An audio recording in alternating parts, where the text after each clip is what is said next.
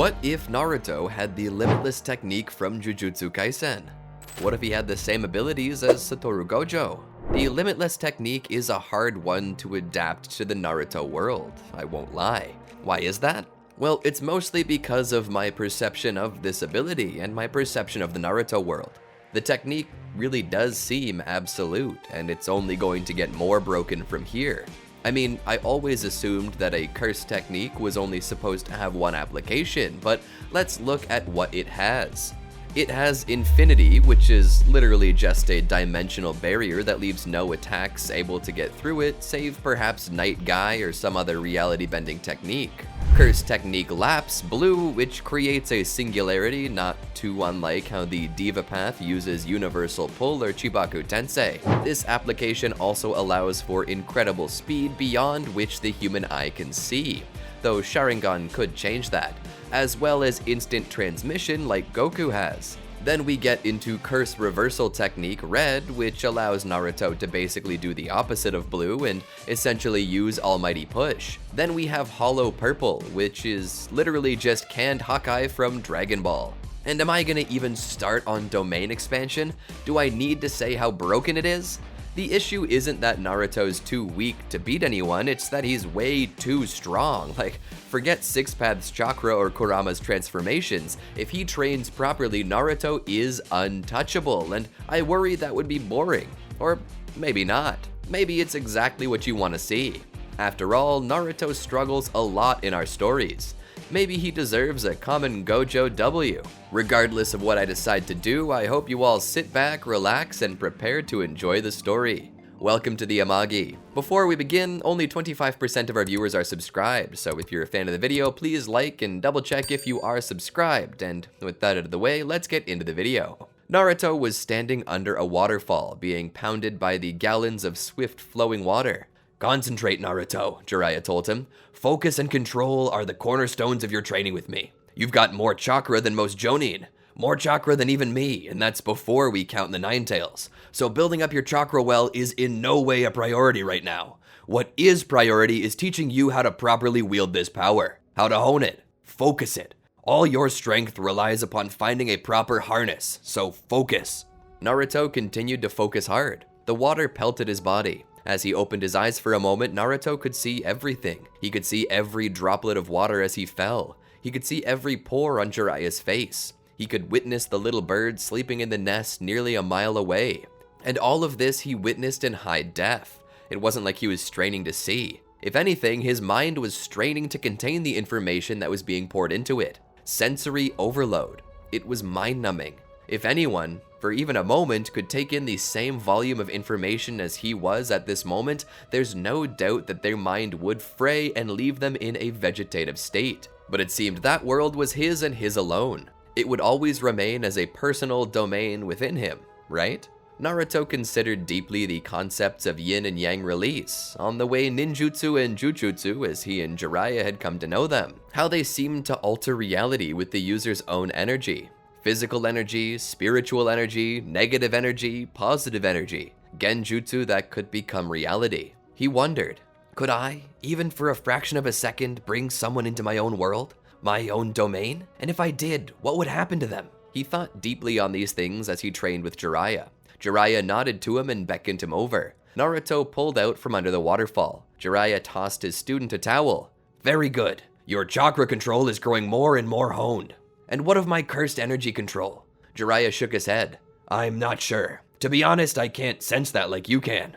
The two began to walk home together. They had been training for over 2 years, and Naruto had grown quite a bit. It was becoming clear that there was painfully little that Jiraiya had left to teach his student. "But you said it controls like chakra, right?" Jiraiya asked. Naruto nodded. "Almost exactly like it." Jiraiya opened the door to their shared abode and stepped in. "Well, I would consider using the same concepts. Don't think of chakra and cursed energy as separate things, but as an extension of yourself. Proper physical and emotional control will help you hone your abilities to a fine point. It will allow you to do more than you currently can. You just need to practice with it. Considering what you already have and what you could develop, I would be of the mind to believe that you could be the single most powerful shinobi in the world with these techniques, if you managed to develop them more." Naruto listened to what he had been told. Sitting down for something to eat, Jiraiya spoke to him honestly. The thing often overlooked by those who train at such a young age is that volume isn't always what you need to increase. You'll only tire yourself faster that way. Control allows you to get more bang for your buck. It's a way to increase the potency and number of times you can use a technique without needing to nearly kill yourself to get more chakra. Naruto thought about it. Pervy Sage. Jiraiya looked up from his plate. Why am I different? Jiraiya cocked his head and let Naruto continue. I have these strange eyes and an ability that even the Nine Tails didn't know about. Where did I get it from? What makes me special? Jiraiya shook his head. You're asking the wrong Toad Sage. Naruto halfway rolled his eyes in disappointment, not because Jiraiya had in any way upset him, but because he wanted to know how he got these powers and why nobody else had them. Jiraiya took a sigh to clear his head and began to pull from wisdom he had stored for just such an occasion. Naruto, you aren't the only person to have abilities no one could explain. For instance, the first Hokage, Hashirama Senju, goes on the shinobi records as the only person to have ever made use of wood release. A type of ninjutsu to have never been recorded since we began writing books, and to never be used again naturally without genetic manipulation. And his healing factor was one of the best in the world. He was nearly immortal, he healed so fast. It was even rumored that he had starfish regeneration. Naruto cocked his head. Starfish regeneration? Jiraiya nodded. Yeah, it was said that if you removed Lord First's arm, he would regrow it, but even more that the severed arm would grow a new Hashirama as well. Just like a starfish. Nobody ever explained how he got this power, where it came from, or why nobody in his line, past, present, or future, had awakened it. All we know is that he had it. We assumed it to be a positive mutation specific to him that just so happened to make him very strong. As for you, I assume the same. It's not where your power comes from that matters all that much, but instead, what you do with that power that makes a difference. So tell me, Naruto, what are you gonna do with this power? I'm gonna save Sasuke, and I'm gonna protect the leaf. Jiraiya smiled. Then that's the only answer you need to focus on. After this, both decided to go to bed. It was getting late, and both of them were tired from a strenuous day of training. The next day, however, Jiraiya didn't bother waking up Naruto. He decided to let his students sleep. You see, Jiraiya had business that he had to take care of in a foreign land that he thought was best to be done alone. Something he had to check out in regards to a group known as the Akatsuki, the same group that had attacked Naruto earlier. He had told Naruto that he was free to do whatever he pleased during his time away, but that if he wanted to train more with his techniques, he should focus on control and try to stay away from version 2. As it stood, it was best not to mess with that after the last fiasco. And so Jiraiya left. Naruto was drooling into his pillow until about 30 minutes away from noon, where he got up and grabbed breakfast, or brunch as it was now. He would indeed get to work on training.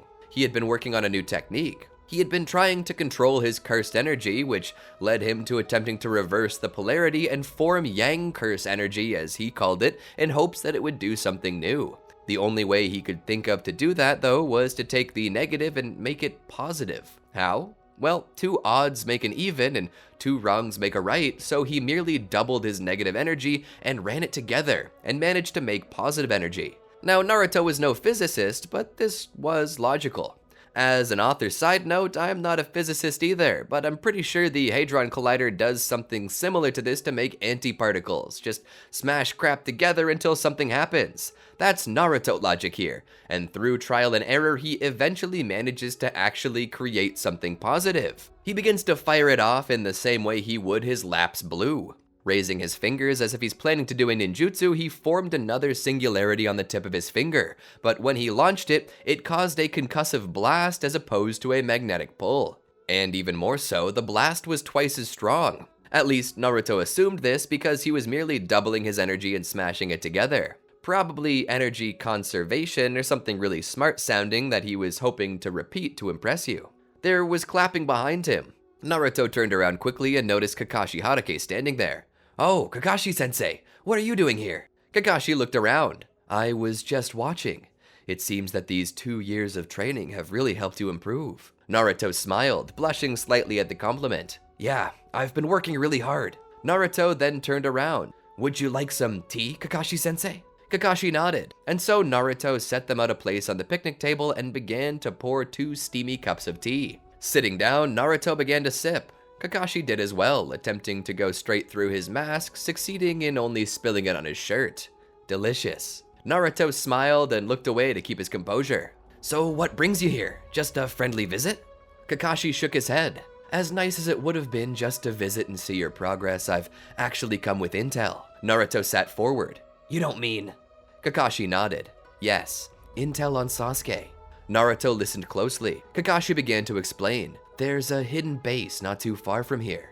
See here in the Land of Grass? Naruto looked. Oh, I know that place. That's where Pervy Sage gets his special cigarettes. Kakashi looked up. Yes, the Land of Grass is known as the top seller of special cigarettes. That's how it got its name. Anyway, near the Tenchi Bridge, there's a secret base where Orochimaru is said to be located. According to our intel, Sasuke's there too. We're going to send you in. Naruto looked at it for a moment. Why send me? Aren't there better shinobi for the job? Kakashi began to sweat a little. Yes, but I know you made that promise and that your Nindo is to make good on your promises, so as a special favor, I asked to get you sent. Naruto laughed happily. Thanks, Kakashi-sensei. When do I leave? Whenever you're ready, Kakashi said. Naruto smiled. I'll go get my stuff. Kakashi smiled. Good. You do that. I'll see my way out. Kakashi then left. Once he was behind cover, he went up in a puff of smoke as his form shifted back to his original one, that of Kabuto. Kabuto sighed. That could have gone way better. I'm just lucky that he's as gullible as he is stupid. He would then contact Orochimaru. Master, it seems that he's taking the bait. He should be there soon. Naruto would be carrying his backpack. He left a note for Jiraiya should his mentor return before him. He told of the special mission given to him by Kakashi and how he had gone to check it out. Currently, he stood upon the Tenchi Bridge. He looked down at his map. It shouldn't be far from here, he said to himself as he continued trekking his way through the forests of the Land of Grass. He would eventually find the base as described by Kakashi and shown on the map. He scouted the place with his 6 eyes, attempting to see any traps or guards. He found none. That's strange. This place is completely unguarded, he said as he looked it over. He would then shrug. I guess they don't expect it to be found. He would then jump down from the treetops and begin to make his way through. There were a few small traps, all of which were tokens Orochimaru had laid out. Sasuke had told him that Naruto was not the sharpest crayon in the box, but despite this, Orochimaru planned to at least plant a few traps in hopes of not looking suspicious. Naruto, of course, made it past these traps due to his 6 eyes. As he made his way in, he would follow the chakra signatures that he sensed. This led him to a chamber. It was large and open. Behind him, the door closed on its own and was then covered by a Fuinjutsu seal. Naruto was locked in, and even if he attempted to break through the door that had closed, the seal would bounce him off. There was no going back. Slowly, lanterns around the room began to activate. He turned around to see someone waiting there for him. You thought it would be such a simple in-and-out mission? A heavy-set yet muscular man said. Naruto looked back. Who are you? The man stood from his kneeling position. I am Jirobo of the Sound 4. I've been sent to deliver you to Lord Orochimaru. Don't worry, I've been instructed to bring you in alive. Jirobo smirked. But Lord Orochimaru never said it had to be in perfect condition. Naruto stood there and sighed. I don't know what Orochimaru or Sasuke thinks is gonna happen, but I've grown stronger. The only thing they sent you to do was die. Please stand aside, and if you do, I promise I won't touch a single hair on your head. Jirobo laughed a little. As if you could do anything to harm me. He activated his curse seal's first stage, which spread across his body. Naruto sighed and dropped his backpack. The only thing you'll succeed in doing is slowing me down, but only momentarily. Jirobo sneered and then launched himself at Naruto, who proceeded to cross his arms and wait for the attack. Jirobo would rush in, using his incredible strength and taijutsu prowess to strike out at Naruto. However, as he did this, his fists would seem to slow to a halt, stopping right before his face. Naruto not even flinching. Naruto would suddenly kick Jirobo in the stomach, knocking him back. You can't even touch me, let alone kill me. This is your final warning. Stop the fight and take me to Sasuke now, and I won't hurt you. Jirobo snarled as he came back in again. He began punching and kicking at Naruto, but none of his attacks seemed to connect. Suddenly, Naruto decided to take the attack to him. Just from looking into Naruto's eyes, Jirobo would quickly back away. Naruto's attack never came. The member of the Sound 4 looked down at his own hand to see that it was trembling. He looked back up at Naruto and clenched his fist so tightly that his hand began to bleed. Jirobo would suddenly take on his full transformation, his stage 2 curse seal. He would rush Naruto again, striking out as hard as he could. Is this really all you have? Naruto asked. Just taijutsu? It'll never get close to me. Jirobo would then back up and utilize his earth release to form boulders and throw them at Naruto. Naruto would simply raise his hand and split the boulders down the middle. Naruto began to grow closer to Jirobo. "If that's really all you have, then there's no real reason for me to be here any longer." Jirobo began to panic. He then decided to make use of his ultimate technique. Earth Release Barrier. Earth Prison Dome of Magnificent Nothingness. He would form a dome around Naruto. I don't need to strike you to kill you. I just need to keep you inside of this dome." Naruto was enshrouded in darkness. He looked around. He walked to the edge of the dome and struck it. It left a crack, but the crack seemed to heal. "Oh, now this is a better technique. Why didn't you start with this?" he asked from the inside. Naruto suddenly felt himself growing steadily weaker. Not only was he trapped, but he was being drained of his chakra. "A very impressive technique. Sadly, it's not one that can stop me." Naruto looked around the dome and used his 6 eyes to determine that the wall was thinnest at the back opposite of Jirobo. Naruto raised his hand and formed the singularity for curse reversal technique red and launched it at the end of the dome, causing the entire thing to erupt and fall to pieces. Jirobo was stunned that such destructive power could be found in one such as him. He didn't have any more time to think though, as immediately Naruto formed another curse reversal and fired it at Jirobo point blank, completely blowing him to pieces. "Don't say you weren't warned." Naruto grabbed his backpack and stepped through the door on the other side of the room. There he was met with Kidomaru. Kidomaru stood from a kneeling position just as Jirobo had. "I commend you on making it past Jirobo. A true feat. But all the same, he was the weakest of us. Jirobo relied too heavily on brute strength and found himself easily outmatched by people who knew greater ninjutsu." Naruto simply looked at him coldly. He looked around the room and spoke. "I offer you the same I offered Jirobo. Get out of my way and I won't harm you. Stand against me and you're gonna die." Kidomaru couldn't help but feel slightly intimidated by this, but there was no point in dwelling on these feelings. He knew that the only real choice was to fight and win, because if he failed to beat Naruto, he would be killed. If he ran away, Orochimaru would have him executed for cowardice. Kidomaru's only choice was to attack him, and that's exactly what he did. He would use his sticky gold technique to form a spear and begin testing Naruto's defenses, even going so far as to stab at him. The blade never made contact. Kidomaru immediately retreated and threw away the spear without even a retaliation from Naruto. "I see, so that won't work. No matter." Kidomaru began to form a bow out of his gold and began to prepare it against Naruto. He would place an arrow on the drawstring before pulling back. He would fire, letting the arrow fly. The arrow would stop right in front of Naruto, who would sigh.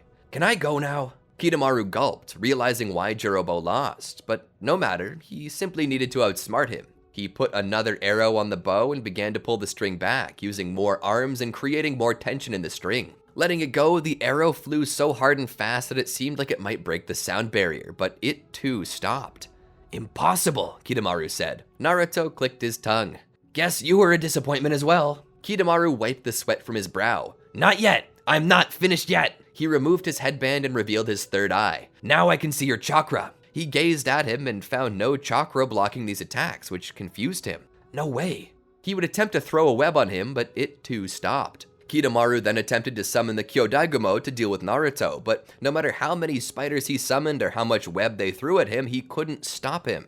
Naruto would raise his finger and create a cursed Technique Lapse blue to suck up the webs and spiders, condensing them all into a single ball of mangled legs and webbing. He would throw the orb at Kidomaru, who would dodge it. Suddenly, the arrows caught in Naruto's infinity were repelled as well, striking Kidomaru and pinning him to the wall.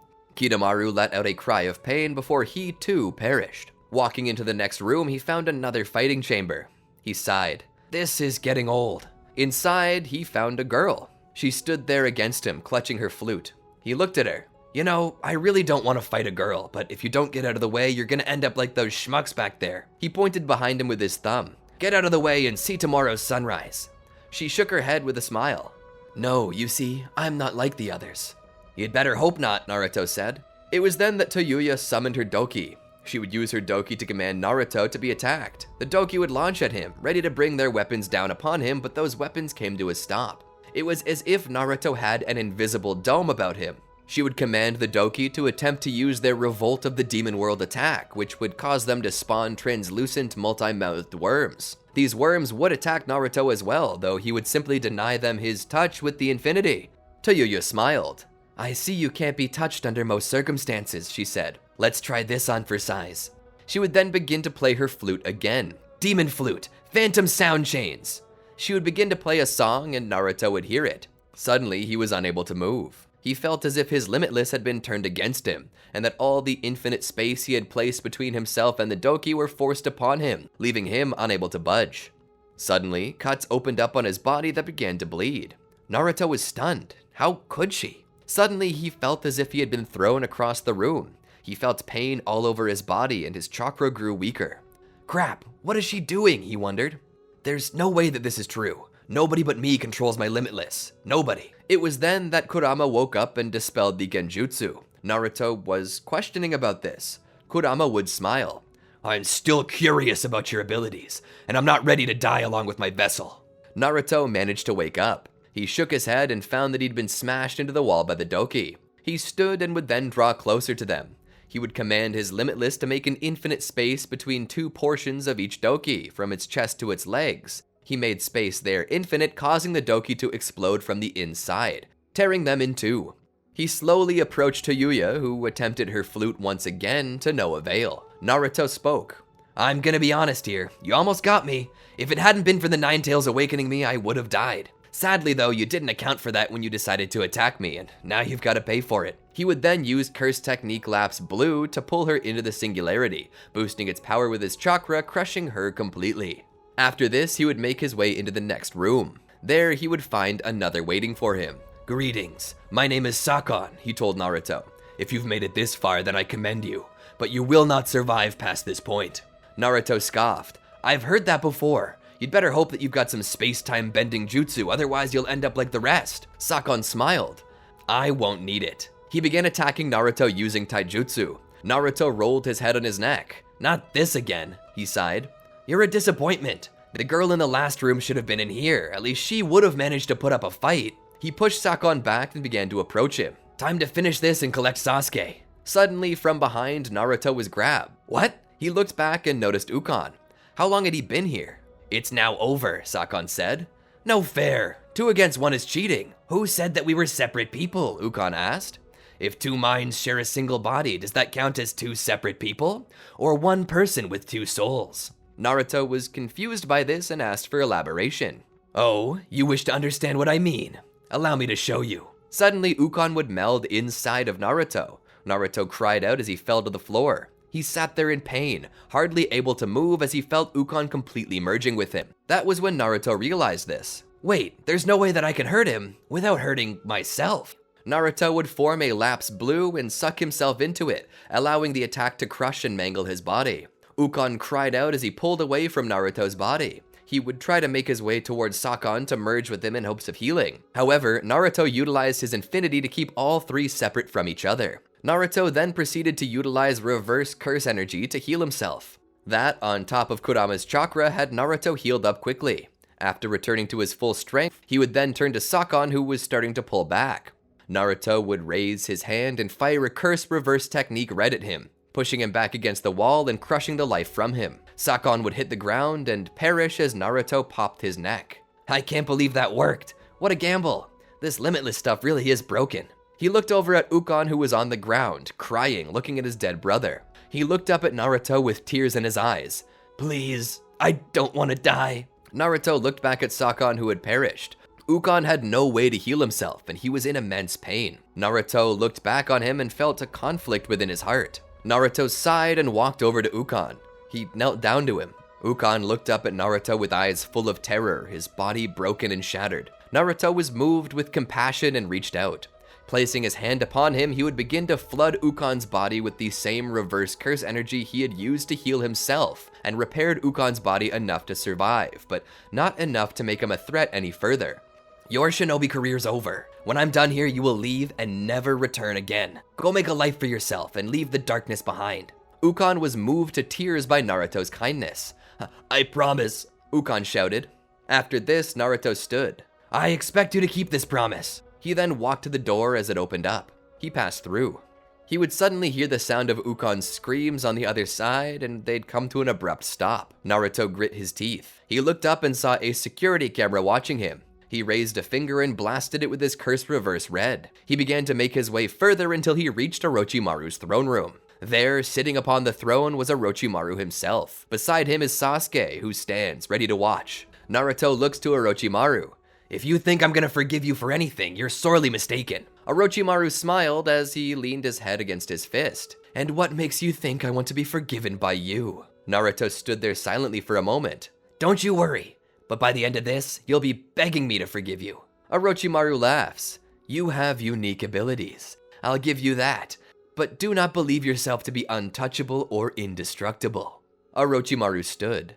"What you just passed through was merely a test, an experiment to gather information on your techniques. And now, I believe I've seen enough to counter your every move." Naruto would form shadow clones that would then attack Orochimaru, only to be cut down by the blade of Kusanagi. Orochimaru would perform hand signs and fire a flame at Naruto, which would seemingly stop before the heat even touched his skin. Naruto, in return, would fire a curse reversal red at Orochimaru, only for Orochimaru to shed his skin and form a new body from his mouth with a snake's tail. This gave Orochimaru greater speed. Orochimaru would then turn around and utilize his sound wave technique to blow Naruto back. Naruto had not expected Orochimaru to use a concussive blast as strong as that. He picked himself up and shook it off. Suddenly, Orochimaru utilized his temporary paralysis jutsu to stop Naruto in his place. Unable to move or continue his jujutsu, Orochimaru would approach Naruto with as much speed as possible, grabbing him by the face. He looked into Naruto's eyes.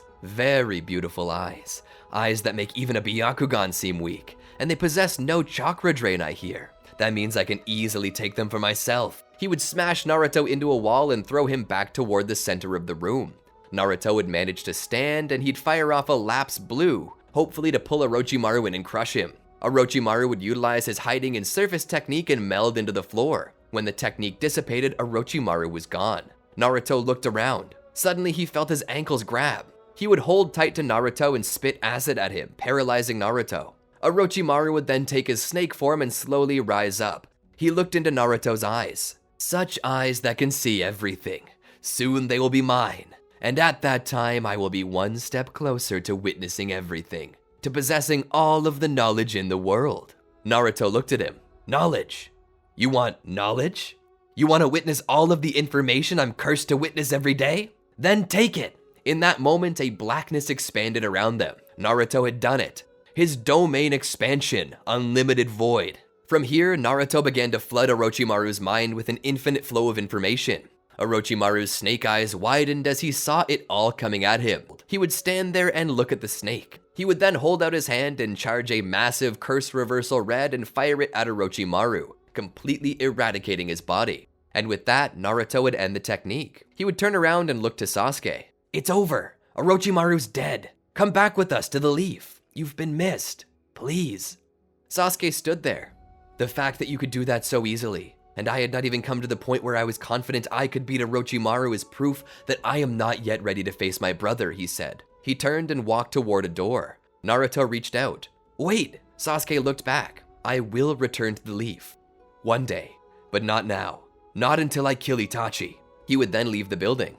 Naruto was left there, alone. He stood there and caught his breath. Damn it. He would then make his way to the communications room where he would send a message to Konoha. Hello, is Kakashi-sensei there? He asked over the radio. After receiving his answer, he spoke. I can wait. Quite some time passed, but eventually Kakashi came over the radio.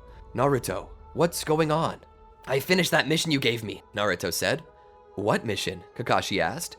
You know, that one, where you sent me after Sasuke to kill Orochimaru? There was radio silence for a moment. Naruto, I never gave you such an order. What? Naruto thought about it. He then realized that it was planned to be a trap this whole time. Oh, well, never mind. Still, I managed to locate Sasuke and Orochimaru. I killed Orochimaru, but Sasuke escaped. You killed Orochimaru? Kakashi asked in surprise. What kind of training does Jiraiya have you doing over there? Naruto laughed a bit.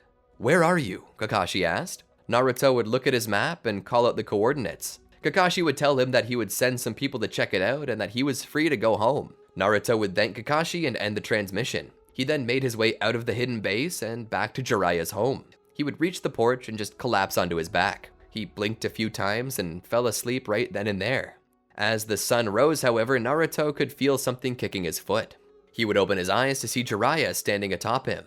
Jiraiya looked down at his student with a little concern. "What in the world happened to you?" Naruto laughed a little and then sighed. "It's a long story." Jiraiya would step over him. "I bet. You can tell me over breakfast, I suppose." And that's where I'm gonna call it quits for the time being. Honestly, I was considering finishing up this story right here and now, but the whole mini arc where Naruto had to make it through Orochimaru's base took a little longer than I was expecting. Oh well, that just means you get a third part to enjoy. How does that sound? Looking forward to it? Good. I'm glad. What did you think? Be sure to leave a comment below to let us know what you think and what you'd like to see in the future. Until next time, peace. Did you enjoy our video? Well, then be sure to check out these other great videos from the Amagi, and make sure to subscribe and ring the bell to get notified about our latest videos.